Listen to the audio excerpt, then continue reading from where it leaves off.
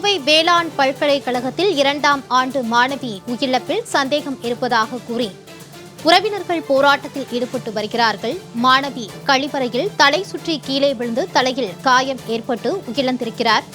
மாணவி உயிரிழப்பில் சந்தேகம் இருப்பதாக கூறி உறவினர்கள் போராட்டத்தில் ஈடுபட்டு வருகிறார்கள். அண்மை செய்தியாக பார்க்கிறோம்.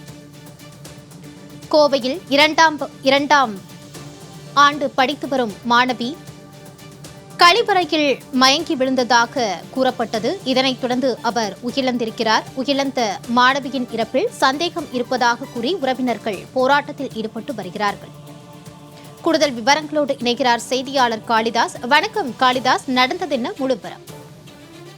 வணக்கம் அழகி. கோவை வேளாண் பல்கலைக்கழகத்தில் 2ஆம் வகுப்பு படிக்கும் மாணவி கழிவறையில் வழுக்கி எழுந்து உயிரிழந்த சம்பவம் குறித்து பெற்றோர்கள் இறப்பில் மரணம் இருப்பதாக கூறி முற்றுகை போராட்டத்தில் ஈடுபட்டனர். கோவை மாவட்டம் மருதமலை சாலையில் உள்ள வேளாண் கல்லூரியில் பல்கலைக்கழகத்தில் விழுப்புரம் மாவட்டத்தைச் சேர்ந்த தர்ணிகா என்ற மாணவர் 2ஆம் ஆண்டு பிஎஸ்சி படித்து வருகிறார். இந்த நிலையில் அவர் காலையில் கழிவறைக்கு சென்ற போது அவர் கழிவறைக்கு தடுமாறி கீழே விழுந்து அவருக்கு தலையில் பலத்த காயம் ஏற்பட்டது.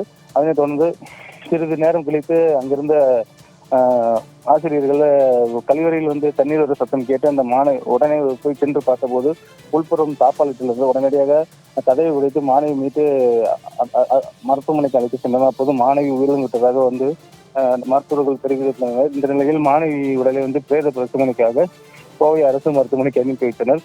இந்த நிலையில் மாணவியின் மரணத்திற்கு மர்மம் இருப்பதாக கூறி பெற்றோர்கள் முற்றுகை போராட்டத்தில் ஈடுபட்டனர். இது குறித்து கல்லூரி நிர்வாகம் தரப்பில் கூறுகையில் மாணவிக்கு ஆல்ரெடி லோ பிபி உள்ளதாகவும் ஏற்கனவே மாணவிக்கு மெடிக்கல் லீவ் கொடுத்து ஊருக்கு சென்று மருத்துவ பரிசோதனை செய்யுமாறு வலியுறுத்தியதாகவும், ஆனால் மாணவி ஊருக்கு சென்று திரும்பிய போது மருத்துவ பரிசோதனை எதுவும் செய்யாததால் மாணவிக்கு குளிக்கும் போது லோ பிபி ஏற்பட்டுதான் இந்த மாணவி வலிக்கு கீழே விழுந்து இந்த மரண சம்பவம் ஏற்பட்டுள்ளதாக கல்லூரி நிர்வாகம் தரப்பில் கூறப்பட்டுள்ளது. மேலும் இது குறித்து போலீசார் வழக்கு பதிவு செய்து விசாரணை மேற்கொண்டு வருகின்றனர். மேலும் தற்பொழுது மாணவியின் உடல் பிரேத பரிசோதனைக்காக கோவை அரசு மருத்துவமனையில் வைக்கப்பட்டுள்ளது.